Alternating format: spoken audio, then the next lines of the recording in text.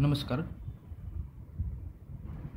ह्या व्हिडिओमध्ये आपण पाहणार आहोत की चाइल्ड सेफ्टी ह्या मेनूचा वापर करण्यासाठी पालकांनी त्यांच्या फोनवरती ॲज अ पॅरेंट म्हणून कसं आपली लॉग इन ॲक्टिव्हिटी करायची आहे.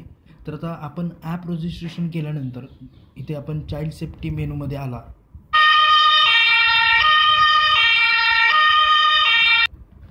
चाइल्ड सेफ्टी मेनूमध्ये आल्यानंतर आपण बघू शकता इथे आपल्याला आपलंच नाव दिसेल, रजिस्ट्रेशन आपण ज्या नावाने केलं असेल ते. तिथं फक्त आपल्याला जॉईन बटनला क्लिक करायचं आहे. Would you like to register under Someshwar Phadtare to manage and monitor your child safety. तर त्याला ओके करायचं आहे. ओके केल्यानंतर तुम्ही बघू शकता हे अशा प्रकारे तुमच्यासमोर इंटरफेस येतो.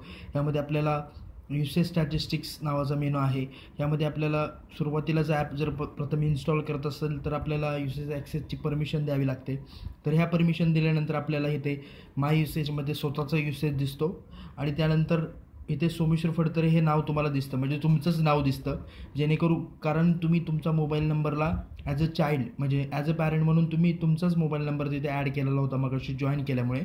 त्यामुळे तुम्हाला माय युसेज म्हणजे ॲज अ पॅरेंट म्हणून तुमचा एक माय युसेज दिसतो आणि सोमेश्वर फडतरे हे चाइल्ड असं कन्सिडर करून म्हणजे तुमचाच नंबर चाइल्ड असं कन्सिडर करून एक इथे तुमचे स्टॅटिस्टिक्स दिसतात. जेणेकरून तुमचा फोन जर तुमचा पाल्य किंवा म्हणजे तुमचा मुलगा मुलगी वापरत असेल तर त्या गोष्टी पुन्हा तुम्हाला इथे सगळ्या पाहायला मिळतात की तुमच्या फोनवरती पण कोणता ॲप किती वेळ पाहिला आहे. जसं की इथं बघू शकता आपण आलोडो SOS, इंस्टाग्राम याने 2 तास 9 मिनटं वापरलेलं आहे, व्हॉट्सअप 1 तास 18 मिनटं.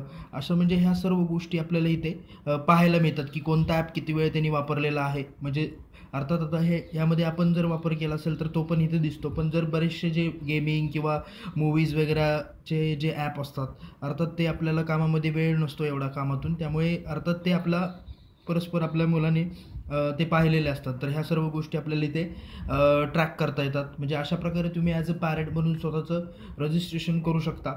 त्यानंतर आता आपण पॅरेंट म्हणून कोणकोणत्या ॲक्टिव्हिटी करू शकतो किंवा कशाप्रकारे या ॲपच्या द्वारे मुलांचं डिजिटल ॲक्टिव्हिटीवरती कंट्रोल ठेवू शकतो, ह्या सर्व गोष्टी आपण नेक्स्ट व्हिडिओमध्ये पाहूयात. धन्यवाद.